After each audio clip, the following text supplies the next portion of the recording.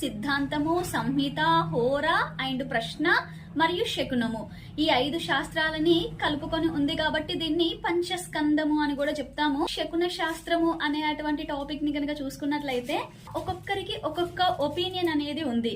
ఇప్పుడు మనం ఏదైనా ఒక పనిని చేసే ముందు మన చుట్టూ ఉండేటువంటి ప్రకృతి మరియు ప్రకృతిలో ఉండేటువంటి జీవరాశులు మరియు మన చుట్టూ ఉండేటువంటి కొన్ని రకాలైనటువంటి అంశాలని సూక్ష్మ పరిశీలన చేస్తూ దాని నుండి మనం చేయబోయేటువంటి పని సక్సెస్ అవుతుందా, ఫెయిల్యూర్ అవుతుందా అనే దానిని తెలుసుకోవడానికి ఉపయోగించేదే శకున శాస్త్రం. కానీ ఇక్కడ పాయింట్ ఏంటి అంటే వాటి వలన మనకి పని జరుగుతుందా, వాటి వలన పని నష్టమవుతుందా లేదా, అది మన దానిలో ఉందా లేదా అనేసి ముందు తెలియజేస్తున్నాయా, వీటికి సంబంధించినటువంటి క్లారిటీ మాత్రం తప్పకుండా తెలుసుకోవాలి. ఓకే.